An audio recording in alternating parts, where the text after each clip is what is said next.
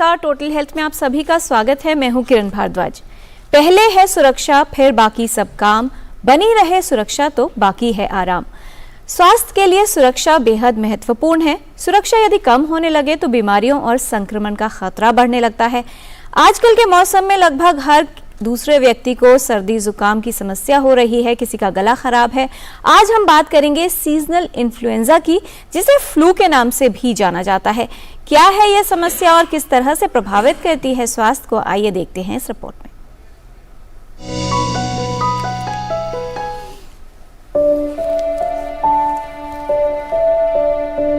Seasonal influenza, जिसे flu के नाम से भी जाना जाता है, ये वायरस से होने वाला संक्रमण है जो एक से दूसरे व्यक्ति में फैल सकता है। सीजनल इन्फ्लुएंजा होने पर व्यक्ति को खांसी, सर्दी जुकाम, नाक से पानी बहना, सिर दर्द, गला खराब होना, बुखार, कपकपी, सांस लेने में परेशानी, थकावट, उल्टी, पेट में दर्द और दस्त जैसे लक्षण उत्पन्न हो सकते हैं। संक्रमित व्यक्ति के खांसने या छींकने पर वायरस उसके नाक व मुंह से निकली बूंदों से हवा में फैल जाता है और फिर दूसरे व्यक्ति के सांस लेने पर श्वास के माध्यम से उसके शरीर में पहुंच जाता है। इसके कारण व्यक्ति में सामान्य लक्षणों से लेकर गंभीर लक्षण भी उत्पन्न हो सकते हैं। खास तौर पर कमजोर प्रतिरोधक क्षमता वाले लोगों जैसे बच्चे और वृद्ध व्यक्तियों में इसका खतरा अधिक हो सकता है।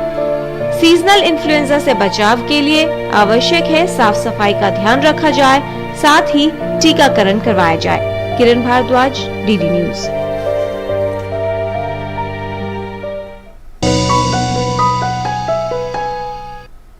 कोविड के दौर के बाद अब जब किसी की तबीयत खराब होती है, खास तौर पर अगर बात करें श्वसन संबंधी समस्याओं की, गला खराब हो या सर्दी जुकाम जैसे लक्षण हो, तो अक्सर ये चिंता हो जाती है कि कहीं ये कोविड का संक्रमण तो नहीं है। क्या कहते हैं इस पर विशेषज्ञ, आइए जानते हैं। इस पर बात करने के लिए हमारे साथ उपस्थित रहेंगे विशेषज्ञों का खास पैनल। उनसे आपका परिचय करा दें। हमारे साथ कार्यक्रम में शामिल रहेंगे doctor Randeep Guleria, former director All India Institute of Medical Sciences, chairman institute of internal medicine, pulmonary and sleep medicine, Medanta the medicity. हमारे साथ आज के डिस्कशन में शामिल रहेंगे doctor Ashish Bhalla, he is professor internal medicine PGI MER, और आज के डिस्कशन में शामिल रहेंगे doctor Naresh Gupta, professor of excellence, department of medicine, Maulana Azad Medical College and adviser, Loknayak Hospital. अपने विशेषज्ञों का स्वागत करते हैं। इस विषय से संबंधित अगर आपके भी कोई सवाल हैं जो आप हमारे विशेषज्ञों से पूछना चाहते हैं तो हमारे टोल फ्री नंबर पर आप कॉल कीजिए। हमारा नंबर है 1800111234। और फिलहाल कार्यक्रम की शुरुआत तो हो चुकी है, आपको सीधे लिए चलते हैं हम जहां पर जो मंत्री हैं अमित शाह, वो 54th CISF raising day parade को संबोधित कर रहे हैं। आइए सीधे चलते हैं वहां पर। केंद्रीय संस्कृति मंत्री श्री जी किशन रेड्डी जी, डॉक्टर के लक्ष्मण जी, सांसद बंडी संजय कुमार जी, CISF परिवार के सभी परिवारजन और आज जिन्होंने परेड में उत्कृष्ट प्रदर्शन किया है, ऐसे सभी जवानों को मैं आज CISF के 54वें स्थापना दिन की बहुत बहुत बधाई और शुभकामनाएं देना। मेरे लिए ये बहुत हर्ष का विषय है कि CISF की 54वें स्थापना दिन पर मैं आज आप सबके सामने उपस्थित हूं। और ये जो वार्षिक परेड है वो पहली परेड है जो दिल्ली से बाहर भारत के गौरवमयी शहर हैदराबाद में हो रही है। इसका मुझे बहुत आनंद है। मित्रों, 53 वर्षों का CISF का इतिहास अगर कोई बारीकी से देखे तो निर्विवाद रूप से कह सकता है कि देश के आर्थिक प्रगति में CISF का बहुत अहम योगदान है। क्योंकि कोई भी देश तभी प्रगति कर सकता है, तभी आगे बढ़ सकता है, अपने अर्थतंत्र को दुनिया के सभी अर्थतंत्रों में तेज गति से तभी बढ़ा सकता है जब इसकी औद्योगिक सुरक्षा, इसकी एयरपोर्ट्स की सुरक्षा, इसकी बंदरगाहों की सुरक्षा सुनिश्चित हो और वहां एक शांति का और सुरक्षा का माहौल बने। मैं आज देश के गृह मंत्री के नाते बहुत गर्व और फख्र के साथ कह सकता हूं कि सीआईएसएफ के एक एक कर्मचारी ने, एक एक सिपाही से लेकर डीजीपी तक सबने 53 सालों में सीआईएसएफ की स्थापना की सभी उद्देश्यों की परिपूर्ति के लिए अपनी जान लगाकर परिश्रम कर कर देश की अमूल्य सेवा की है। मैं आज इसका बहुत मन से सराहना करता हूं। मित्रों, आने वाले दिनों में भी सीआईएसएफ का बहुत बड़ा योगदान रहने वाला है। हमारे देश के प्रधानमंत्री नरेंद्र मोदी जी ने देश के सामने $5 ट्रिलियन की इकोनॉमी का लक्ष्य रखा है। अगर वो लक्ष्य की परिपूर्ति करनी है तो हमारे एयरपोर्ट्स, हमारी बंदरगाहें, हमारी रेल लाइनें, राष्ट्रीय महत्व के संस्थान और हमारी औद्योगिक इकाइयां, इनकी सुरक्षा बहुत महत्वपूर्ण है। और मुझे बात का विश्वास है कि आने वाले समय की सभी चुनौतियों को सीआईएसएफ पार करेगी। इसका सामना करने के लिए अपने आप को सुसज्जित कर कर राष्ट्र की सेवा में बाकी के 53 साल की तरह ही आगे देश की शताब्दी तक देश की अर्थव्यवस्था को मजबूत करने में अपना योगदान देंगे। ये संस्थान जहां पर आज की वार्षिक परेड का आयोजन किया है, उसको वर्ष 2020-21 का सर्वश्रेष्ठ पुलिस प्रशिक्षण संस्थान का भी ट्रॉफी मिला है।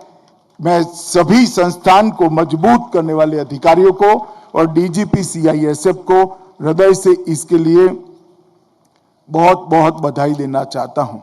मित्रों, आज का दिन बहुत ऐतिहासिक दिन है। आज के ही दिन महात्मा गांधी ने 1930 में 240 मील की ऐतिहासिक दांडी मार्च शुरू की थी और नमक सत्याग्रह की शुरुआत की थी। नमक सत्याग्रह ने दुनिया भर के आजादी के आंदोलन में एक नया इतिहास बनाया। किस तरह एक लाठी भी उठाए बगैर इतने बड़े साम्राज्य को पराजित कर कर असहयोग, अहिंसा, ये सिद्धांतों के आधार पर कैसे हटाया जा सकता है, इसका एक बहुत बड़ा उदाहरण पेश किया था। मित्रों, 1969 से लगभग 3000 बल के सदस्यों की संख्या से सीआईएसएफ की स्थापना हुई। तब से लेकर 53 साल में आज सीआईएसएफ 1,70,000 की नफरी तक पहुंचा है। मैं सीआईएसएफ के सभी कर्मियों को, अधिकारियों को और डीजी सीआईएसएफ को भी कहना चाहता हूं कि मैं गृह मंत्री के नाते बहुत स्पष्ट देख रहा हूं कि आने वाले 10 सालों में सीआईएसएफ के लिए विकास के बहुत मौके उपलब्ध होने वाले हैं और मैं आशा करता हूं ये नफरी अनेक गुना बढ़ेगी और देश की सुरक्षा के अंदर अपने आप को हमेशा की तरह समर्पित करेगी। इस डिजिटल युग में सीआईएसएफ ने अपने हितधारकों को अत्याधुनिक सुरक्षा प्रदान करने की एक परंपरा निभाई है। रोबोटिक्स, आर्टिफिशियल इंटेलिजेंस जैसे अत्याधुनिक तकनीक से सुरक्षा प्रोटोकॉल को न केवल लैस किया है, उसको अभेद बनाने का काम सीआईएसएफ ने किया है।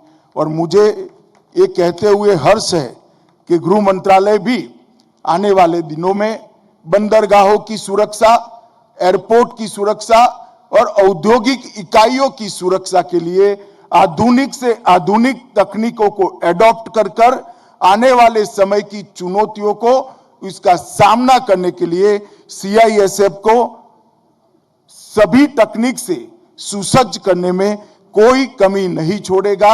इसके लिए पूरी कार्य योजना भारत के गृह मंत्रालय ने तैयार की है।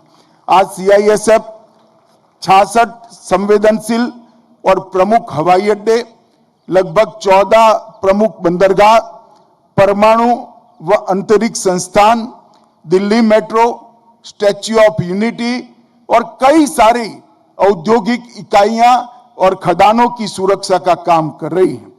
मैं ये भी निश्चित रूप से आज कार्यक्रम के माध्यम से पूरे देश की जनता को बताना चाहता हूं कि सभी सीएपीएफ में अकेला सीआईएसएफ है जिसके पास प्रभावी अग्निशमन दल और सुरक्षा अग्निशमन के क्षेत्र में हमने बहुत सारी सिद्धियां हासिल की है।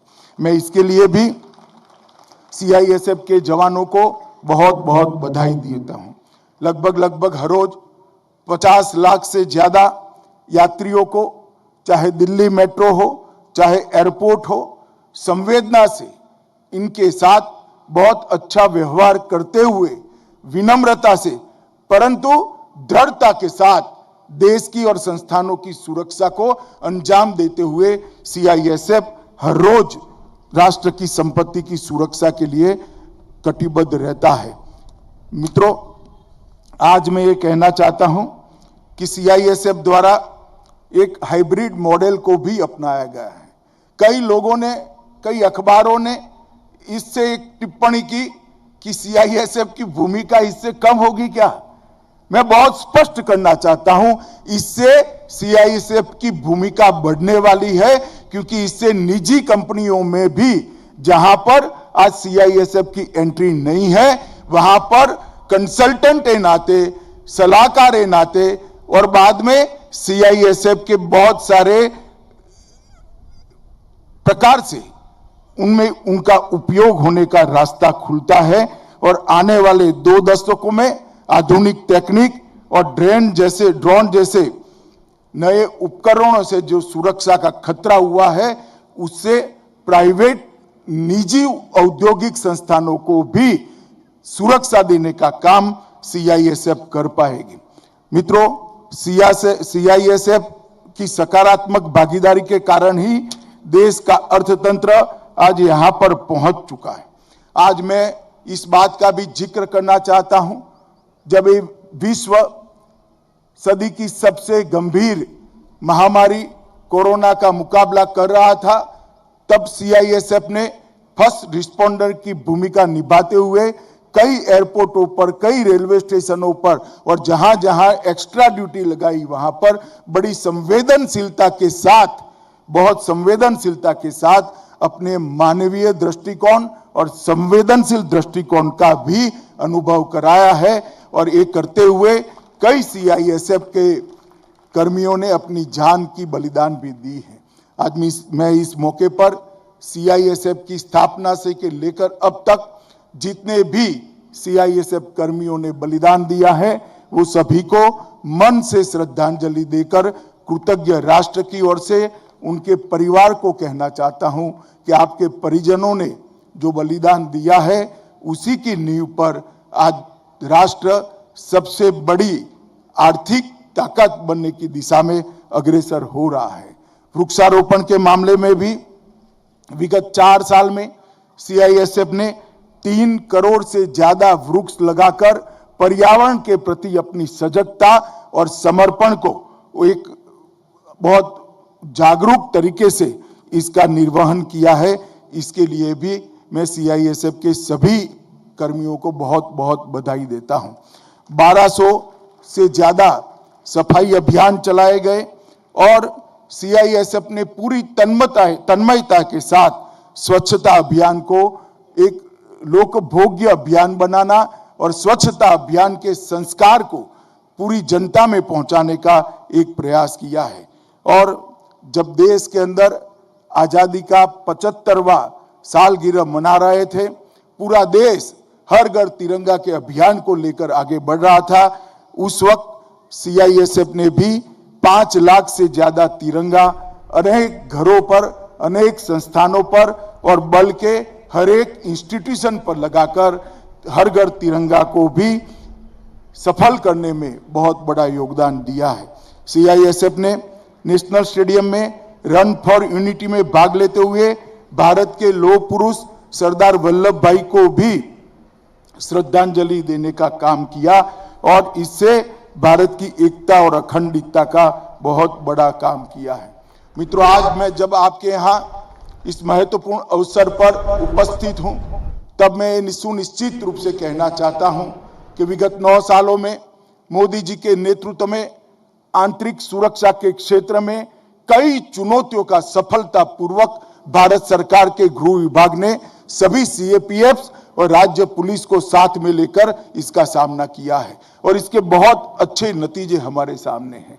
तीनों सेक्टर जो हमारे लिए बहुत चिंता का विषय है, कश्मीर, नॉर्थ ईस्ट और वामपंथी उग्रवादी प्रभावित क्षेत्र, ये तीनों सेक्टरों में आज हम ये देख रहे हैं कि हिंसा बहुत बड़ी मात्रा में कम होती जा रही है, लोगों का विश्वास बढ़ रहा है और आतंकवाद और अलगाववाद फैलाने वालों की संख्या न केवल कम हो रही है, वो लोग सरेंडर होकर मेन स्ट्रीम में आ भी रहे हैं।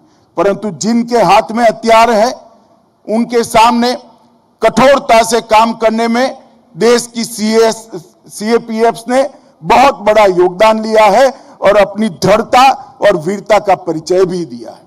मैं आज पूरे राष्ट्र को यह भी कहना चाहता हूं कि आने वाले समय में भी हमारी सरकार की, मोदी सरकार की जीरो टॉलरेंस टुवर्ड्स टेररिज्म ये नीति चालू रहेगी।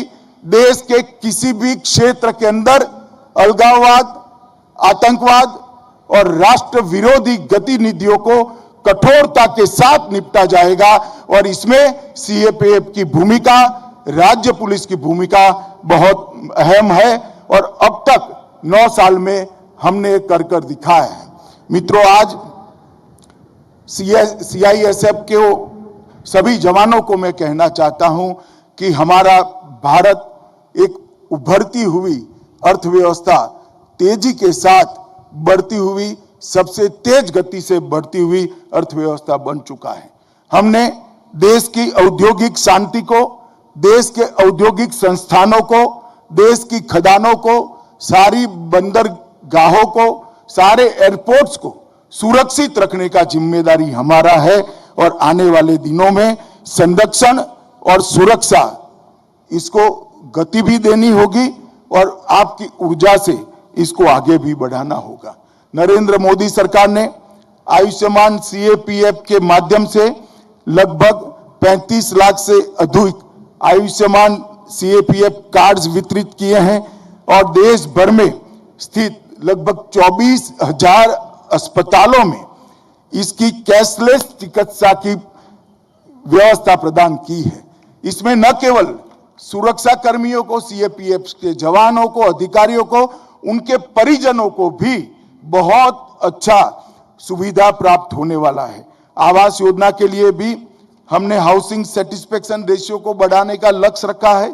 2015 में 3100 करोड़ रुपए की लागत से 13,000 घरों को और 113 बैरकों को बनाने का काम किया।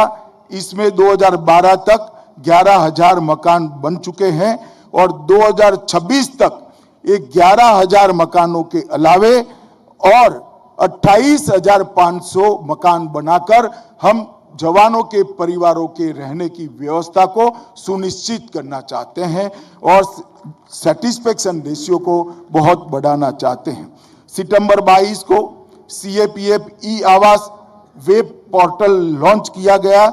इसके आधार पर 6 माह के अंदर ही 2,17,000 कार्मिकों का पंजीकरण हो चुका है और सेटिस्फेक्शन रेशियो में एक साथ बहुत बड़ा उछाल आया है। जो आवास खाली पड़े रहते थे, उस आवासों में किसी भी बल का जवान रह सकता है। एक कंसेप्ट ने हमारे आवासों की, निर्मित आवासों की उपयोगिता में बहुत बड़ी मात्रा में उनको देने में हमने सफलता प्राप्त की है। मैं आज सीएपीएफ के देश भर के जवानों को आश्वस्त करना चाहता हूं कि नवंबर 2024 तक आवास संतुष्टि का अनुपात, हाउसिंग सेटिस्फेक्शन रेशियो 73% पर हो जाएगा, जो आजादी से अब तक सबसे ज्यादा होगा। प्रधानमंत्री छात्रवृत्ति योजना, केंद्रीय अनुग्रह राशि, विकलांगता अनुग्रह राशि और हवाई कुरियर सेवाओं के माध्यम से भी हमने कई सारे सीएपीएफ के जवानों की सेवा करने का निर्धारण किया है। मित्रों, केंद्रीय पुलिस कल्याण भंडार के भी कई सारे नियमों में हमने बदलाव किया है।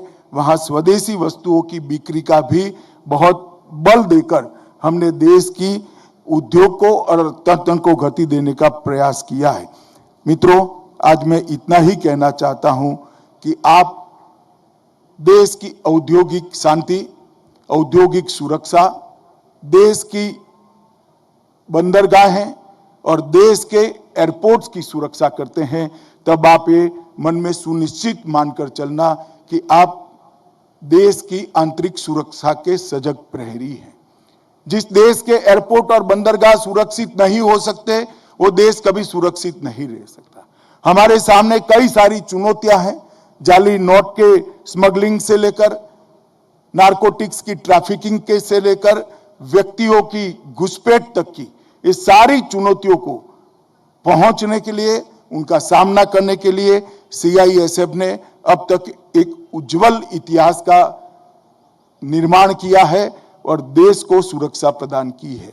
मैं आज बल के सभी कर्मियों को, सभी अधिकारियों को और डीजी सीआरपीएफ को भी ये कहना चाहूंगा कि इसको उत्तरोत्तर हम बढ़ाते चले और देश को आश्वस्त करें कि जब तक सीआईएसएफ का एक जवान एयरपोर्ट पर खड़ा है, सीआईएसएफ का एक जवान बंदरगाह पर खड़ा है, सीआईएसएफ का एक जवान हमारी खदानों पर खड़ा है, तब तक देश की सुरक्षा के लिए किसी को चिंता करने की जरूरत नहीं है। और मैं सच अर्थ में मानता हूं कि देश का गृह मंत्री के नाते मैं भी जब सीआईएसएफ डिप्लॉय हो जाती है, अपने आप को शांति का अनुभव करता हूं, निश्चितता का अनुभव करता हूं।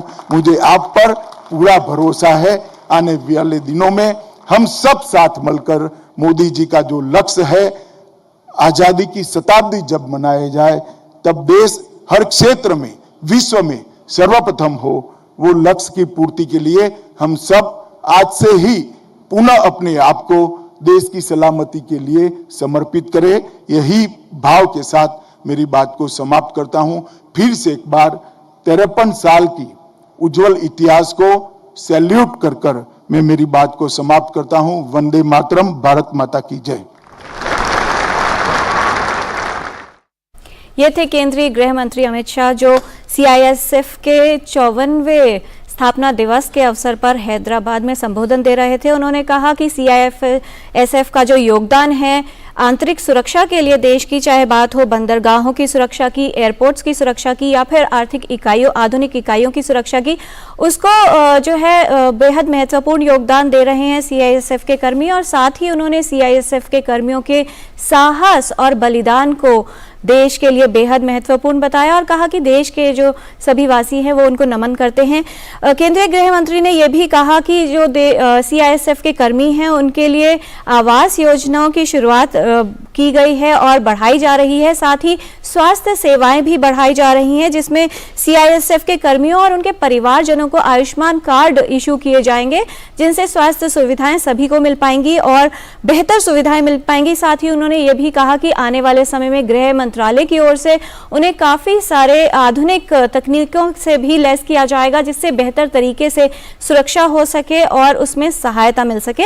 और आइए अब चलते हैं, अपने कार्यक्रम पर वापस लौटते हैं। आज हम बात करेंगे टोटल हेल्थ में सीजनल इन्फ्लुएंजा यानी फ्लू के बारे में। हमारे खास मेहमान हमारे साथ जुड़े हैं, doctor Randeep Guleria, doctor Ashish Bhalla, doctor Naresh Gupta. आज की जानकारी की शुरुआत करते हैं। बहुत स्वागत हमारे सभी विशेषज्ञों का।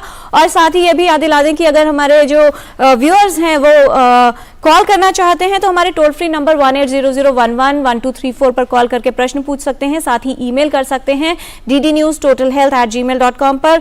जानकारी की शुरुआत करेंगे। सबसे पहले डॉक्टर गुलेरिया, आपसे समझना चाहेंगे कि इस मौसम में लगभग सभी लोगों का गला खराब होना, गले में दर्द होना, जुकाम होना बहुत आम है और इसे लेकर कुछ लोगों में चिंता भी है और डर भी है, क्योंकि कोविड का जो भय था शायद अभी सभी लोगों के मन से निकला नहीं है। किस तरह से देखते हैं इस तरह की स्थिति को?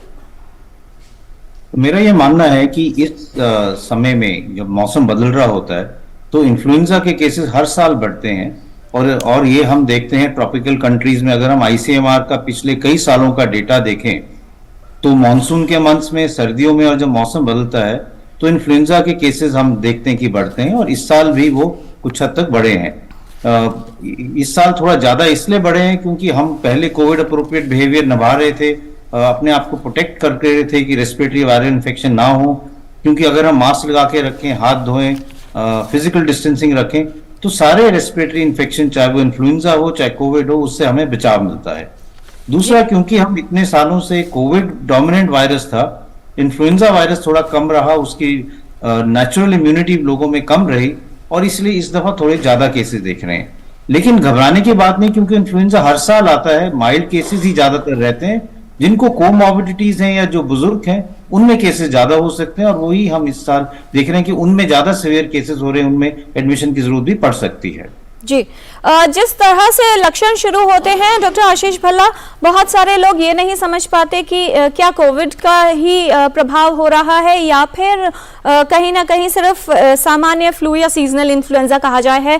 कब चिंता करने की बात होगी, कब विशेषज्ञ के पास जाएं?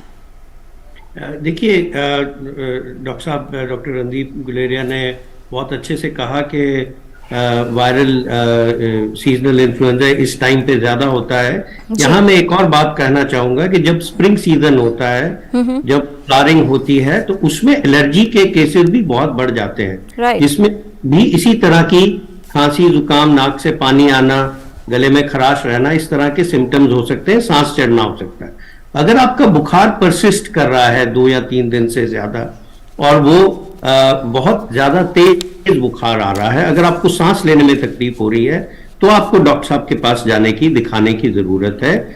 हो सकता है ये सीजनल इन्फ्लुएंजा ही हो सकता है कि इन वायरल इन्फेक्शंस में आपको सुपर एडेड बैक्टीरियल इन्फेक्शंस भी हो सकती हैं, स्पेशली जो एल्डरली हैं, बुजुर्ग हैं, बच्चे हैं, जिनको डायबिटीज है, या जो लोग बहुत कैंसर के मरीज हैं, इम्यूनोसप्रेसिव दवाइयां खा रहे हैं, उनमें ये चीजें ज्यादा खतरनाक हो सकती हैं। तो आपको थोड़ा सा, अगर आपका बुखार, आपके सिम्टम्स 3-4 दिन से ज्यादा परसिस्ट कर रहे हैं और आपको सांस में तकलीफ हो रही है, तब ज्यादा थोड़ा सा फिक्र करने की जरूरत है। अदरवाइज नॉर्मल जो थोड़ा बहुत खांसी, जुकाम, बुखार, सिर्फ सीजनल इन्फ्लुएंजा ही नहीं, और भी बहुत सारे वायरस हैं, कोविड-19 है और एडनो वायरसेस है, रेस्पिरेटरी सिंसिटियल वायरस है, वो सारे वायरसेस एक ही तरह से प्रेजेंट कर सकते हैं। इनको क्लिनिकली डिफरेंशिएट करना नियरली इम्पॉसिबल होता है, और आपको जो रेड फ्लैग, जहां पे आपको थोड़ा सजग होने की जरूरत है, वो ये है कि अगर आपका बुखार परसिस्ट कर रहा है, अगर आपको सांस में तकलीफ हो रही है, आपको चक्कर आ रहे हैं, बहुत ज्यादा डायरिया, वॉमिटिंग, उल्टियां और टट्टियां हो रही हैं उस तरीके से, और निढाल बच्चे अगर हो जाएं, बुजुर्ग अगर ठीक से बात नहीं कर पाए, तो इन तरीकों से इन लोगों के लिए आपको डॉक्टर्स के पास जाके जांच करने की जरूरत है। जी, डॉक्टर नरेश गुप्ता, इम्यूनिटी या जो हमारा सुरक्षा कवच है, रोग प्रतिरोधक क्षमता कितना महत्वपूर्ण काम करेगी हमें इन संक्रमणों से बचाने के लिए, और अगर संक्रमण हो जाता है तो कहीं ना कहीं उसे लिमिट करने के लिए, जिससे गंभीर रूप ना ले? देखिए, इम्यूनिटी का बहुत अहम रोल होता है, लेकिन इंसान को ये समझना पड़ेगा कि जो इम्यूनिटी है वो हमारी जीवन शैली से आती है, किसी चीज को खाने से नहीं आती है। बहुत महत्वपूर्ण, तो अगर हम जीवन शैली, बहुत महत्वपूर्ण बात कही है डॉक्टर नरेश गुप्ता आपने। जी, तो जीवन शैली में आपका खान पान बैलेंस्ड होना चाहिए, आपकी वर्जिश, योगा, सैर जो भी करनी है वो रोज होनी चाहिए, और आपको कोई मादक पदार्थ का सेवन नहीं करना चाहिए। अल्कोहल जो है शराब, वो लीवर को डैमेज करती है, जो कि इम्यूनिटी बढ़ाता है। धूम्रपान करने से इम्यूनिटी भी कम होती है, लंग्स की, फेफड़े की, जिसमें कि सारे सीजनल फ्लू जाके बैठते हैं, और पोल्यूशन भी जाके बैठता है, और धूम्रपान अपना भी होता है। तो इम्यूनिटी बढ़ाने के लिए आपको जीवन शैली सबसे ज्यादा जरूरी है। दूसरी अहम बात यह है कि इस सीजनल फ्लू को नजरअंदाज नहीं करना चाहिए, क्योंकि ये सीजनल फ्लू जो है ये हेल्दी लोगों को इन्फेक्ट करते हैं। जो बीमार लोग हैं, जो छोटे बच्चे हैं, बुजुर्ग हैं, फेफड़े के रोगी हैं, इम्यूनोसप्रेस हैं, उनको करते हैं, उनको ज्यादा करते हैं जी। वो अपनी देखभाल करते हैं क्योंकि उनको जानकारी भी है। लेकिन जो स्वस्थ लोग हैं, बड़े लोग जो हैं जिनको कोई बीमारी नहीं है, 10 में से जो 9 सीजनल फ्लू है वो वायरस की वजह से होते हैं।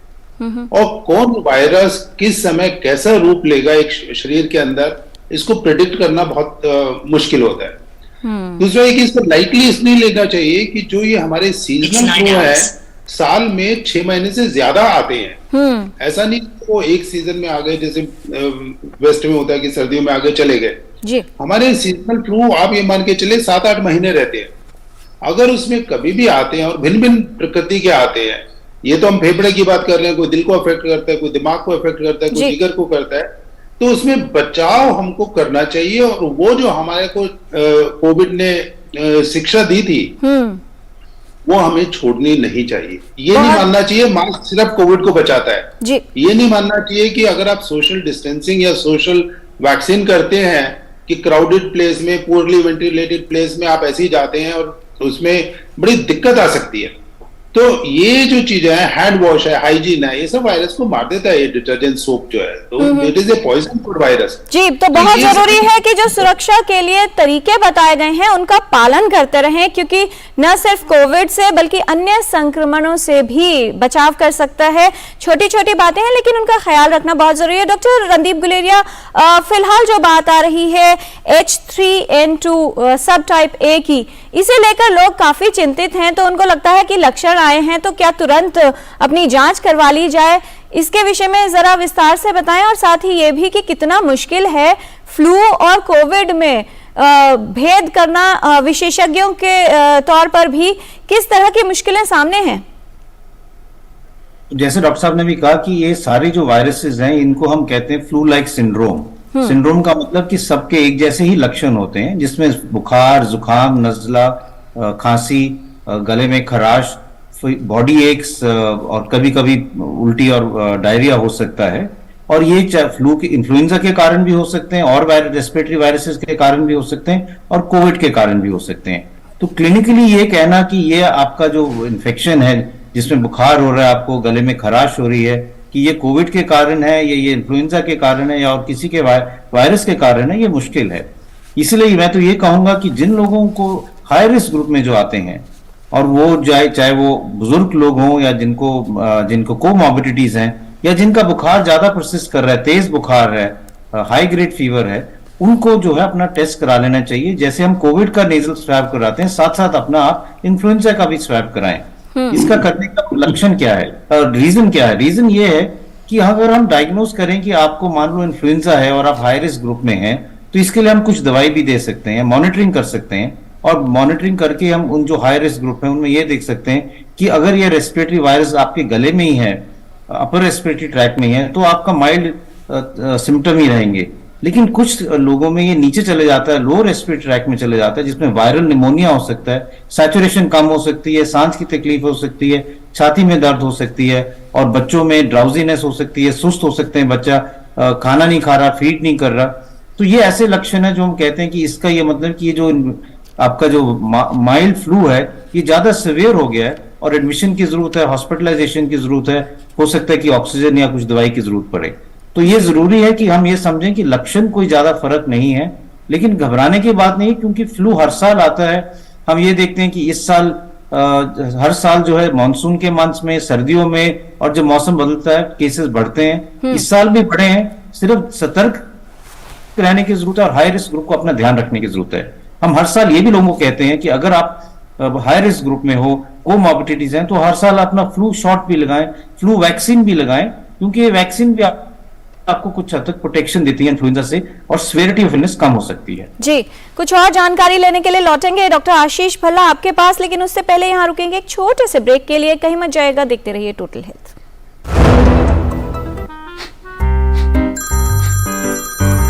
सर, आपका केवाईसी अपडेट करना है, नहीं तो अकाउंट और एटीएम कार्ड ब्लॉक हो जाएगा। सावधान सावधान, 2.5 करोड़ का इनाम मुझे। देखिए, अनजाने कॉल्स, फर्जी ईमेल्स, लिंक्स और जाली ऐप से अपना पिन, ओटीपी, पासवर्ड कभी भी किसी के साथ शेयर न करें। आप रहेंगे सावधान तो नहीं होगा नुकसान।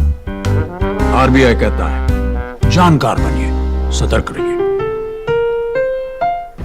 भारत में ग्लोबल वार्मिंग और जलवायु परिवर्तन का प्रभाव और भी अधिक महसूस हो रहा है।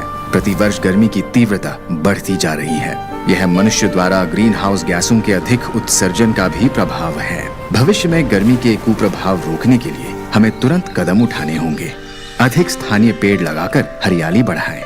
सूखी पत्तियां, फसल अवशेष और कचरे को जलाना पर्यावरण और हमारे स्वास्थ्य के लिए खतरनाक है। जल स्रोतों का संरक्षण, वर्षा जल के संरक्षण द्वारा भूजल पुनर्भरण तथा छिद्रित सतहों के उपयोग से पृथ्वी को ठंडा कर गर्मियों में पानी की समस्या को घटाया जा सकता है। कम ऊर्जा की खपत वाले उपकरण, पर्यावरण के अनुकूल परिवहन, स्वच्छ ईंधन और वैकल्पिक ऊर्जा स्रोत में निवेश कर ग्रीन हाउस गैस के उत्सर्जन में कमी को सुनिश्चित किया जा सकता है। समाधान बने, प्रदूषण रोके, पर्यावरण को ठंडा बनाए। NDMA एवं IIPHG द्वारा जनहित में जारी। ब्रेक के बाद टोटल हेल्थ में आपका स्वागत है। सीजनल इन्फ्लुएंजा के विषय में हम बात कर रहे हैं और सीधे चलते हैं डॉक्टर आशीष भल्ला के पास। डॉक्टर आशीष, दो बातें आपसे जानना चाहेंगे। पहला कि इस समय पर जो फ्लू केसेस हैं उनकी ट्रैकिंग कितनी ज़रूरी है, और ख़ास तौर पर जब किसी व्यक्ति को इस तरह के लक्षण होते हैं रेस्पिरेटरी इलनेस के, तो क्योंकि शुरुआती दौर में उसको बहुत ही सीरियसली नहीं लिया जाता, तो लोग बाहर निकल जाते हैं। किस तरह की सावधानी उस व्यक्ति को रखनी है जिससे लक्षण हो रहे हैं? देखिए, जो हमने कोविड के दौरान सीखा कि दूसरा सवाल मैं पहले ले रहा हूं, जो हमने कोविड के दौरान सीखा कि अगर आप सिम्टम्स हैं आपको, तो खांसी जुकाम हो रहा है, तो आप अपनी इसको कहते हैं खांसी को कवर कीजिए, टिश्यू का इस्तेमाल कीजिए या अपनी स्लीव का इस्तेमाल कीजिए खांसने या छींकने के लिए, ताकि वो बाहर लोगों तक नहीं फैल सके। अगर आपको सिम्टम्स हैं, जाना ही है बाहर, तो मास्क लगा के जाएं। बेटर ये रहता है कि आप अपने आप को घर पे आइसोलेट कर लें, ताकि आप दूसरों को ये बीमारी ना दे सकें। वो सबसे इम्पोर्टेंट चीज होती है, जैसा कि हमने कोविड में सीखा। डॉक्टर साहब ने भी बताया कि आप अपना कोविड अप्रोप्रिएट बिहेवियर अगर फॉलो करेंगे तो इसको हम बचा सकते हैं।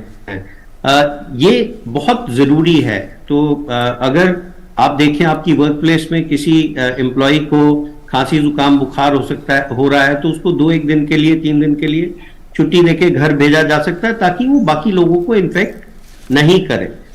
हाँ, अगर आपकी, जैसे मैंने पहले भी कहा कि ये बहुत जरूरी है फाइंड आउट करना कि कौन सा वायरस चल रहा है। हमने देखा इस बार कि जितने भी लोगों को हम ये सिम्टम्स आ रहे थे, कोविड के लिए टेस्ट कर रहे थे, वो नेगेटिव आ रहे थे।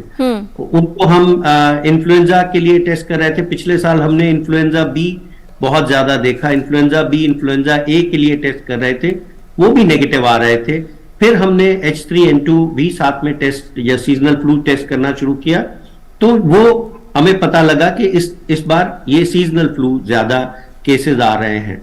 ये हम सिर्फ बड़े अस्पताल ही नहीं, नेशनल इंस्टीट्यूट ऑफ वायरोलॉजी और ICDC जो भारत के संस्थान हैं, यहाँ पे ये सर्विलेंस चलती रहती है, ताकि हमें पता चलता रहे कि कौन से वायरस इस टाइम पे प्रिवेलेंट है और उनके लिए हमें क्या प्रिकॉशनरी मेजर्स लेने की जरूरत है। तो ये एक दिन या एक महीने या एक सीजन का काम नहीं है, ये सर्विलेंस सारा साल चलती रहती है, ताकि हमें पता चले कि हमारे दुश्मन कौन है, कहाँ है, और क्या हम उनको किस तरीके से टैकल कर सकते हैं। वैक्सीनेशन एक तरीका है। डॉक्टर गुलेरिया ने बताया कि कुछ दवाइयां हैं जो हम दे सकते हैं जिनसे इनकी सीवियरिटी कम हो सकती है। वैक्सीनेशन से सीवियरिटी कम होती है। वैक्सीनेशन से इन्फ्लुएंजा नहीं होगा ये हम नहीं कह सकते, होगा लेकिन माइल्ड होगा। जिस तरह से हमने कोविड में कहा कि कोविड का वैक्सीन अगर आप लगाएं तो आपको डिजीज की सीवियरिटी कम होगी, ये नहीं कि डिजीज नहीं होगी। सेम थिंग, यही चीज इन्फ्लुएंजा के लिए भी बिल्कुल कही जा सकती है। जी, डॉक्टर नरेश गुप्ता, आपके लिए एक सवाल है। रवि है, ये कह रहे हैं पिछले वर्ष इन्हें कोविड हुआ था और उस समय से ही इन्होंने विटामिन ई, विटामिन सी के सप्लीमेंट्स लेने शुरू किए थे। तो क्या अगर ये इन सप्लीमेंट्स को लेते रहते हैं, कंटिन्यू करते हैं, तो क्या जो सीजनल इन्फ्लुएंजा या दूसरे संक्रमण है उससे बचाव में भी लाभ मिलेगा? क्या कहना चाहेंगे? देखिए रवि जी, साइंस में कोई ऐसा प्रूफ नहीं है कि vitamin E, vitamin C, vitamin D, vitamin कोई ले लीजिए आप, उससे आपका इन कोविड से, इन्फ्लुएंजा से या सीजनल वायरस से प्रोटेक्शन मिलेगा। उसके लिए आपको इम्यूनिटी बढ़ानी है, जो कि जीवन शैली में आएगी। उसके लिए आपको अपना बचाव करना है, जो हमने बात करी है, कोविड अप्रोप्रिएट बिहेवियर और सब। और उससे ज्यादा महत्वपूर्ण है कि आप अपनी चिंता कर रहे हैं, उसके साथ साथ दूसरे की भी करें। एक ये सीजनल फ्लू और कोविड में है कि स्टॉप स्प्रेड, आप दूसरे को ना दें, वो उतना ही महत्वपूर्ण है जितना कि आपको अपना बचाव करना। तो विटामिन से बचाव नहीं होगा, आप दूसरी चीजों से बचाव करेंगे, और उसके बहुत तरीके हैं। इन्फ्लुएंजा का बचाव और ज्यादा महत्वपूर्ण है, क्योंकि इन्फ्लुएंजा की जो 100 साल की हिस्ट्री है वो हमें दर्शाती है कि वो हमारे साथ टिका हुआ है, वो हमारे साथ साथ चल रहा है। कभी बढ़ जाता है, कभी घट जाता है, बट चलता रहता है। कोविड के बारे में अभी ऐसी हिस्ट्री नहीं है कि वो बराबर चलता ही रहेगा। तो आप ये विटामिन की जिनको कमी है उनको लेने से फायदा होता है, जिसको डिफिशियंसी नहीं है उनको लेने से इससे बचाव नहीं मिलेगा। राइट। डॉक्टर रणदीप गुलेरिया के पास जाना चाहेंगे डॉक्टर नरेश गुप्ता। डॉक्टर रणदीप गुलेरिया, आपसे यहाँ पर दो महत्वपूर्ण बातें जानना चाहेंगे। एक कि जो सीजनल इन्फ्लुएंजा के केस हैं, आमतौर पर सर्दी जुकाम के लिए दवा हर मेडिकल स्टोर में उपलब्ध होती है, डॉक्टर से सलाह लेने की आवश्यकता भी लोग नहीं समझते, शायद उनको लगता है सामान्य सी बात है। एंटीबायोटिक्स का उपयोग भी ऐसे में काफी किया जाता है। कितनी कारगर होंगी वायरल इन्फेक्शन को ट्रीट करने में एंटीबायोटिक्स का उपयोग करना, या फिर कितना नुकसान उनसे हो सकता है? ये तो मैं बहुत स्पष्ट करना चाहूंगा कि ये वायरल इन्फेक्शन है, एंटीबायोटिक्स का कोई रोल नहीं है इसमें, और इसलिए लोगों को एंटीबायोटिक्स नहीं लेनी चाहिए। इससे उनको ज्यादा नुकसान हो सकता है, क्योंकि अगर आप बार बार एंटीबायोटिक्स ले रहे हैं जब उसकी जरूरत नहीं है, तो आपकी जो बॉडी में नॉर्मल बैक्टीरिया हैं, या जो बाद में इन्फेक्शन अगर होगा तो वो जो बैक्टीरिया है वो रेजिस्टेंट हो सकते हैं। और इसलिए एंटीबायोटिक मिसयूज के कारण हम अपने देश में देख रहे हैं कि एंटीबायोटिक रेजिस्टेंस जो है वो बहुत ज्यादा बढ़ रही है, और आईसीयू में कई दफा ऐसे इन्फेक्शन हो रहे हैं जिसमें कोई भी एंटीबायोटिक कारगर नहीं होती, क्योंकि बहुत ज्यादा एंटीबायोटिक मिसयूज हो रहा है। तो ये वायरल इन्फेक्शन है, इसके लिए एंटीबायोटिक्स की बिल्कुल जरूरत नहीं है, और इसलिए आप जाके अपने केमिस्ट से कोई एंटीबायोटिक ना लें। दूसरा, अपने डॉक्टर से संपर्क करना जरूरी है, क्योंकि ये जानना जरूरी है कि ये किस टाइप का इन्फेक्शन है। वायरल भी अगर है तो किस वायरस के कारण है, क्योंकि अलग अलग वायरसेस के लिए हमारे पास अलग अलग एंटीवायरल ड्रग्स हैं या ट्रीटमेंट स्ट्रैटेजी है। तीसरी चीज ये है कि हम कुछ लोग अपने जो घर केमिस्ट के पास जाके या अपनी कुछ आम दवाई ले लेते हैं, जैसे बुखार की दवाई ले ली, जुकाम नजले की दवाई ले ली। कुछ हद तक चलो अगर आपने वो ले भी लिया है, लेकिन अगर आपकी तकलीफ परसिस्ट कर रही है, ज्यादा हो रही है या आराम नहीं हो रहा है 1-2 दिन में, तो आप डॉक्टर से जरूर संपर्क करें और डॉक्टर की प्रिस्क्रिप्शन लेके ही दवाई लें, क्योंकि ये ज्यादातर लॉन्ग टर्म में आपको नुकसान कर सकती है। जी, दूसरा सवाल डॉक्टर गुलेरिया की, बहुत से लोग ये भी कह रहे हैं जिनको कोविड हुआ था कि अब अगर उनको रेस्पिरेटरी इन्फेक्शन कोई भी हो रहा है, सामान्य भी, तो उनको जो टाइम है वो बढ़ गया है, सिम्टम्स जाने में काफी समय लग रहा है, और सिम्टम्स परसिस्ट करने के साथ उनको समस्या भी ज्यादा हो रही है। क्या कोविड ने उन लोगों की इम्यूनिटी को इफेक्ट किया है जो इससे एक्सपोज थे? जैसे जैसे हम कोविड के बारे में और पता कर रहे हैं, तो हमें ये देख रहे हैं कि कई लोगों को जो हम कहते हैं लॉन्ग कोविड है, कि कोविड से ठीक हो गए लेकिन खांसी वगैरह, शरीर में बॉडी एक्स, ब्रेन फॉग, ऐसे लक्षण कई महीनों तक या 1-2 साल तक भी रहते हैं। लेकिन ये कहना कि इनके कारण उनको इन्फ्लुएंजा जो है वो ज्यादा सिवियर होगा या इन्फ्लुएंजा के लक्षण ज्यादा देर तक रहेंगे, इसके लिए हमारे पास कोई डेटा नहीं है। हमने ये देखा है कि H3N2 में भी कुछ ऐसे पेशेंट्स हैं जिनकी खांसी कई हफ्तों भर रहती है। वो उनकी इम्यूनिटी के कारण है, प्रीवियस कोविड इन्फेक्शन के कारण है, या नेचुरल फिनोमेना है, ये कहना मुश्किल है। लेकिन ये बात सही है कि कुछ ऐसे मरीज हैं जिनमें खांसी जो है वो काफी दिनों रहती है। पोस्ट वायरल माइल्जिया जो हम कहते हैं, कि वायरल इन्फेक्शन के बाद शरीर में बॉडी एक्स होना, दर्दें होना, बिल्कुल सुस्त फील करना, फटीग होना, ये 4 से 6 हफ्ते तक भी रह सकता है कई लोगों में। और इसलिए इसके लिए, जैसे डॉक्टर साहब ने कहा, कि अपनी जीवन शैली को ठीक करें तो जल्दी रिकवरी होने के चांसेस हैं। जी, कुछ और जानकारी के लिए लौटेंगे डॉक्टर नरेश गुप्ता आपके पास, लेकिन यहाँ रुकेंगे एक छोटे से ब्रेक के लिए। आप देखते रहिए टोटल हेल्थ। शुरू करो, डालो बुनियाद, घर महल नजर आएगा, वंडर लाइए, वंडर अपनाइए, फर्क नजर आएगा। वंडर सीमेंट, फर्क नजर आएगा। ब्रेक के बाद टोटल हेल्थ में एक बार फिर स्वागत है। सीजनल इन्फ्लुएंजा के बारे में हम बात कर रहे हैं। डॉक्टर नरेश गुप्ता, ये जो कॉम्प्लिकेशंस की बात हो रही थी या जो लोग कोविड से इन्फेक्टेड हुए थे, ठीक होने के बाद भी उनमें कुछ जटिलताएं देखी गई। ऐसे में कुछ लोग जो है ये भी दिक्कत बताते हैं कि उनकी पैल्पिटेशन बढ़ी रहती है। क्या इस तरह की कॉम्प्लिकेशंस अब भी देखी जा रही हैं, क्योंकि लगभग 1 साल से अधिक हो गया है जो लोग इन्फेक्ट हुए थे और ठीक भी हो गए थे? देखिए किरण जी, यहाँ मैं एक चीज साफ करना चाहूंगा, स्पष्ट करना चाहूंगा कि जो कोविड में कॉम्प्लिकेशंस देखी गई थी कि हार्ट का जैसे इन्वॉल्वमेंट हो जाता है या ब्रेन का इन्वॉल्वमेंट हो जाता है, वो इन्वॉल्वमेंट सीजनल में इन्फ्लुएंजा में भी आ सकता है। ओके। सीजनल में चिंता बिल्कुल कोविड की तरह की चिंता होती है, सिर्फ यह पब्लिक उसकी चिंता नहीं कर रही है, हालांकि उसका बचाव उनके हाथ में है। तो उससे भी हो सकती है। ऐसी हालत में आप ये बताइए, ये कहना कि ये जो दिल की तकलीफ आ रही है, किसी रेयर होती है, 1000 में एक हो जाएगी, लेकिन उसमें वो कोविड की वजह से आ रही है, जो पुराना हुआ था, या इन्फ्लुएंजा की वजह से, हम लोग ये मानेंगे कि जो बीमारी उसको आज हुई है उसकी वजह से आ रही है। और उसका मानने का एक तरीका, एक फायदा ये भी है कि जब ये बीमारी सेटल हो जाएगी तो ये भी सेटल हो जाएगा। तो अब हम ये ना माने कि जो आज की तारीख में बीमारी आ रही है वो सारी कोविड की वजह से आ रही है, जो कि पहले 2-3 साल में हुआ।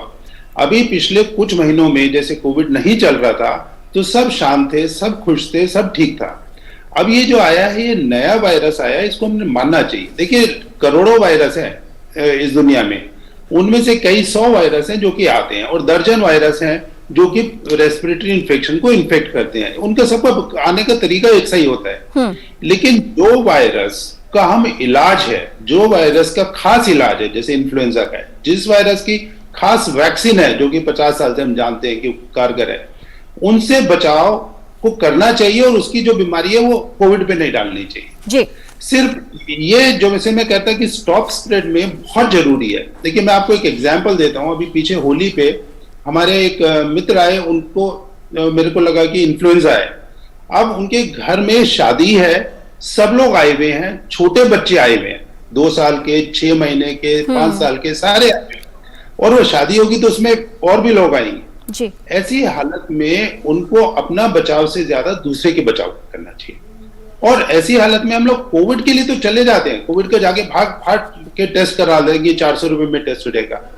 किरण जी, एक बड़े अचरज की बात है, सरकारी संस्थाएं जैसे टेस्ट कर रही हैं, प्राइवेट में ये इन्फ्लुएंजा का जो टेस्ट है सीजनल फ्लू का, उसको कराना थोड़ा आसान नहीं है, सरल नहीं है, काफी कठिन है। ये चीज एक है जो कि एडमिनिस्ट्रेशन को देखनी पड़ेगी कि उसको भी, उसकी भी उपलब्धता जो है, जैसे जैसे जरूरत हो, जैसे जांच जरूरी है, और किस तरह से जांच करवाई जाए और कब करवाई जाए ये विशेषज्ञ की सलाह के अनुसार तय होना चाहिए। इसलिए अगर लक्षण है तो विशेषज्ञ को जरूर दिखाइए। डॉक्टर नरेश गुप्ता, यहाँ पर एक कॉलर है हमारे साथ, एसके वर्मा जी हैं बेंगलुरु से, जिन्होंने कॉल किया है। वर्मा साहब, बहुत स्वागत, आपका सवाल पूछिए। सभी को नमस्कार जी। नमस्कार। क्या जानना चाहते हैं आप mister Verma? Yes sir, good morning to all. Good morning to you. What do you want to know mister Verma? My grandson is 5 years old. Okay. My grandson is 5 years old. And he is having the similar symptoms what we are discussing. Good morning. Doctor Randeep Guleria, इनका जो grandson है वो 5 वर्ष का है। From last 1.5 months, this cold cough fever, and the cough is sometimes it is. Doctor Randeep Guleria, क्या advice करना चाहेंगे? 5 वर्ष का बच्चा है जिसको ये लक्षण जिनकी हम बात कर रहे हैं परसिस्ट कर रहे हैं लगभग 1-1.5 महीने से, क्या करना चाहिए इन्हें? इनको सबसे पहले अपने डॉक्टर या पीडियाट्रिशियन से कंसल्ट करना चाहिए। कई बच्चों में जो वायरल इन्फेक्शन होता है तो उसके बाद सांस की नाली जो है सेंसिटिव हो जाती है, जिसको हम कहते हैं हाइपर रिएक्टिव एयरवेज। और हाइपर रिएक्टिव एयरवेज के कारण बच्चों में कभी कभी खांसी ज्यादा टाइम रहती है, छाती से आवाज भी आ सकती है, जैसे सीटी जैसी, जिसको हम वीज कहते हैं। और इसके लिए पीडियाट्रिशियन से कंसल्ट करके स्पेसिफिक दवाई ले सकते हैं जिससे आराम हो जाएगा। कभी कभी वायरल इन्फेक्शन जो है वो जब आते हैं तो उसके बाद वो सांस की नाली में कभी कभी सोजिश करने के कारण, जिसको ब्रोंकोलाइटिस कहते हैं, वो हो सकता है, जिसके कारण खांसी जो है कई हफ्तों तक रहती है और उसके लिए स्पेसिफिक दवाई लेने की जरूरत है। तो मेरी तो उनको यही सलाह रहेगी कि अपने पीडियाट्रिशियन से कंसल्ट करें, उनके बच्चे की जो है छाती की जांच कराएं और उसके हिसाब से कुछ दवाई की जरूरत पड़ सकती है। जी, और अब समय है रैपिड फायर क्वेश्चंस राउंड का। छोटे छोटे सवाल और बहुत छोटे जवाब। सबसे पहला सवाल डॉक्टर रणदीप गुलेरिया आपसे, फ्लू कॉमन कोल्ड है, ये जो H3N2 की बात हो रही है कॉमन कोल्ड है या कोविड है, क्या कहना चाहेंगे? नहीं, ये कोविड तो नहीं है, ये आम सीजनल इन्फ्लुएंजा ही है। ब्रॉड टर्म में कॉमन कोल्ड भी कह सकते हैं, लेकिन कॉमन कोल्ड थोड़ा सा कभी कभी हम अलग फ्रेम में यूज करते हैं। जी, doctor Naresh Gupta, seasonal influenza सामान्य समस्या है, इसलिए चिंता की कोई बात नहीं। नहीं, चिंता की बात तो नहीं है, लेकिन हमें सतर्क रहना चाहिए और ये चीज प्रिवेंटेबल है और ये दूसरों को बचाव करके हमारी जो है वो जो काम करने की क्षमता और जिंदगी के ऊपर बहुत अच्छा असर डालती है। इसके बारे में हमें सतर्क रहना चाहिए, बचाव करना चाहिए अपना भी और छोटे जवाब चाहेंगे डॉक्टर नरेश गुप्ता, और छोटे जवाब। डॉक्टर रणदीप गुलेरिया, क्या दोनों के लक्षण सिमिलर होते हैं इसलिए डिफरेंशिएट करना मुश्किल है? बिल्कुल, दोनों के लक्षण सिमिलर होते हैं, इसलिए ये कहना कि ये कोविड है या इन्फ्लुएंजा H3N2 है, ये मुश्किल है। जी, डॉक्टर नरेश गुप्ता, क्या सिर्फ उन्हीं लोगों को चिंता करने की बात है जिनकी इम्यूनिटी कम है, वृद्ध हैं या छोटे बच्चे हैं? देखिए, उनको ज्यादा चिंता करने की बात है, दूसरों को भी नजरअंदाज नहीं करना है। Doctor Randeep Guleria, seasonal influenza जैसे लक्षण हो उसमें वार्निंग साइंस क्या होने चाहिए, जब विशेषज्ञ के पास जरूर जाएं? अगर अडल्ट हैं तो उनमें या बुजुर्ग हैं तो वार्निंग साइन यही है कि अगर सांस की तकलीफ हो रही है, सांस खुल के नहीं आ रहा है, आपकी सैचुरेशन कम हो रही है, छाती में दर्द हो रही है या सुस्त हो रहे हो या बहुत तेज बुखार हो रहा है जो कम नहीं हो रहा है, और बच्चों में अगर बच्चा फीड नहीं कर रहा, बुखार कम नहीं हो रहा या छाती तेज चल रही है, तो आपको अपने डॉक्टर के साथ जरूर संपर्क करना चाहिए, क्योंकि ये वार्निंग साइंस है। जी, क्या जिन लोगों को कोविड वैक्सीनेशन हो चुका है वो सेफ है सीजनल इन्फ्लुएंजा से या H3N2 वायरस से, डॉक्टर नरेश गुप्ता? जी नहीं, कोविड का वैक्सीन अलग है, इन्फ्लुएंजा का वैक्सीन अलग है और दोनों में क्रॉस प्रोटेक्शन नहीं आएगा। जी, जिन लोगों को लक्षण आ रहे हैं क्या वो भी सीजनल इन्फ्लुएंजा की वैक्सीन ले सकते हैं, डॉक्टर रणदीप गुलेरिया? अगर आपको सीजनल फ्लू के लक्षण है तो आपको अभी वैक्सीन नहीं लेना चाहिए, आपकी वैक्सीन की इफेक्टिवनेस नहीं रहेगी। वैक्सीन तभी लेनी चाहिए जब आप वैसे हेल्दी हैं जिससे आपका इम्यून सिस्टम उससे बेटर इम्यूनिटी रिस्पॉन्ड कर सके और बेटर एंटीबॉडीज बन सके। जी, प्रेग्नेंट विमेन क्या इस वैक्सीनेशन को ले सकती हैं, डॉक्टर नरेश गुप्ता?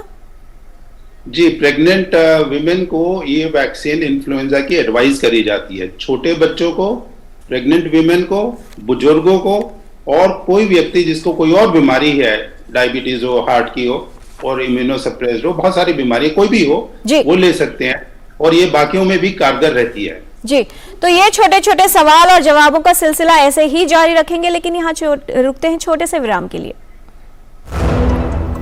शुरू करो, डालो बुनियाद, घर महल नजर आएगा, वंडर लाइए, वंडर अपनाइए, फर्क नजर आएगा, वंडर सीमेंट, फर्क नजर आएगा। ब्रेक के बाद आपका स्वागत है। सीजनल इन्फ्लुएंजा के विषय में हम बात कर रहे हैं, रैपिड फायर क्वेश्चंस राउंड पर जारी रखते हैं। डॉक्टर रणदीप गुलेरिया, वो लोग जो स्टेरॉइड्स पर हैं, इनहेलर्स ले रहे हैं या दमा रोगी हैं, क्या वो वैक्सीनेशन ले सकते हैं और उन्हें कितना सतर्क रहने की आवश्यकता है? बिल्कुल, अगर आप कोई दवाई ले रहे हैं जिससे आपकी इम्यूनिटी कम है तो आपको वैक्सीन जरूर लेनी चाहिए, क्योंकि आप हाई रिस्क ग्रुप में आते हैं, जिससे जो अगर आपको इन्फ्लुएंजा हो तो ज्यादा सिवियर हो सकता है। तो मैं तो यही कहूंगा कि अगर आपकी इम्यूनिटी कम है, स्टेरॉइड्स के कारण, कीमोथेरेपी के कारण, क्रॉनिक किडनी डिजीज है, आपको डायलिसिस है, आप जरूर वैक्सीन लीजिए। जी, डॉक्टर नरेश गुप्ता, अगर किसी को लक्षण है फ्लू जैसे, सर्दी जुकाम है, गले में दर्द है, नाक बह रहा हो, ऐसे में स्टीम इनहेलेशन लेना या गर्म पानी पीना कितना उपयोगी है? देखिए, स्टीम लेना और गर्म पानी पीने में कोई नुकसान नहीं है, लेकिन उससे कितना फायदा आएगा ये व्यक्ति से व्यक्ति के ऊपर निर्भर करेगा कि उसकी जीवन शैली कैसी रही है। तो इसको आप ले लीजिए, पर बाकी बीमारी का इलाज करिए और अगर वो 3-4 दिन में नहीं ठीक हो तो आप जरूर किसी चिकित्सक के पास जाएं। Doctor Randeep Guleria, respiratory hygiene किस तरह से समझाना चाहेंगे? रेस्पिरेटरी हाइजीन में 2-3 चीजें बहुत जरूरी हैं। एक तो जब हम खांसते हैं तो हम कहते हैं कवर योर कॉफ, खांसते समय या तो अपने बाजू के अंदर खांसें या टिश्यू ले, अगर हाथ अगर ये नहीं कर सकते तो अगर हाथ के अंदर खांसते हैं तो हाथ को जरूर साबुन के साथ धोएं। दूसरा रेस्पिरेटरी हाइजीन है कि अपने हैंड वॉश रेगुलरली करें, क्योंकि हाथ से भी वायरल इन्फेक्शन जो है फैल सकता है। और तीसरा चीज ये है कि अपने नाक और मुंह को हाथ से बार बार ना छुएं, क्योंकि अगर आपके हाथ में इन्फेक्शन है तो वो आपके नाक चेहरे पे लग सकता है और उसके कारण सांस की नाली में जा सकता है। और तीसरा, आपको अपने फिजिकल डिस्टेंसिंग रखें। आप अगर आपको तकलीफ है तो आप थोड़ा अपने 2 गज की दूरी जरूर बना के रखें। डॉक्टर नरेश गुप्ता, जिन लोगों को फ्लू लाइक सिम्टम्स हैं, ओवर द काउंटर मेडिकेशन लेना, खुद ही स्व इलाज करना और एंटी माइक्रोबियल्स या एंटीबायोटिक दवाएं लेना कितना उपयोगी होगा?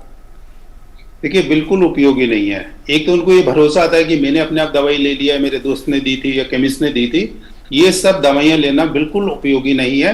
वायरल डिजीज, सीजनल इन्फ्लुएंजा अपने आप सेटल हो जाता है, सिर्फ सिम्टोमेटिक ट्रीटमेंट की जरूरत होती है। और उसमें अननेसेसरी एंटीबायोटिक्स लेने से आपको साइड इफेक्ट्स आ सकते हैं एंटीबायोटिक के, जो कि होते हैं, और रेजिस्टेंस आ सकता है। दोनों ही नुकसानदेह होंगे उस व्यक्ति के लिए। जी, कार्यक्रम का समय लगभग समाप्त होने को है। संदेश हम आपसे लेंगे दोनों ही विशेषज्ञों से, लेकिन उससे पहले एक छोटा सा ब्रेक।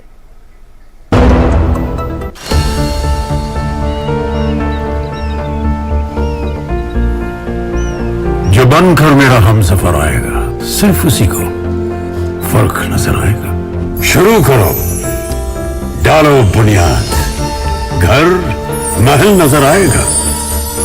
वंडर लाइए, वंडर नहीं, फर्क नजर आएगा। वंडर सीमेंट, फर्क नजर आएगा। ब्रेक के बाद आपका स्वागत है। सीजनल इन्फ्लुएंजा के बारे में हम बात कर रहे हैं और अब समय है संदेश लेने का। डॉक्टर रणदीप गुलेरिया, क्या संदेश देना चाहेंगे उन तमाम लोगों को जिनको डर है इस नए वायरस H3N2 को लेकर, और क्या हमारी तैयारी है आने वाले समय में? क्या कहा जा सकता है कि अगर समस्या बढ़ती है तो कितने तैयार हैं हम, और जो भ्रम और डर है उसे कैसे दूर करना चाहेंगे आप? सबसे पहले तो मैं यही कहना चाहूंगा कि पैनिक की कोई जरूरत नहीं है। ये सीजनल फ्लू है, ये हर साल आता है, और जिस वायरस से आ रहा है, इस वायरस के साथ हमारी इनहेरेंट इम्यूनिटी अच्छी है, लेकिन सतर्क रहना बहुत जरूरी है। और जो हाई रिस्क ग्रुप हैं, बुजुर्ग लोग हैं, कोमॉर्बिडिटीज वाले हैं, बच्चे हैं, उनका खास ध्यान रखने की जरूरत है।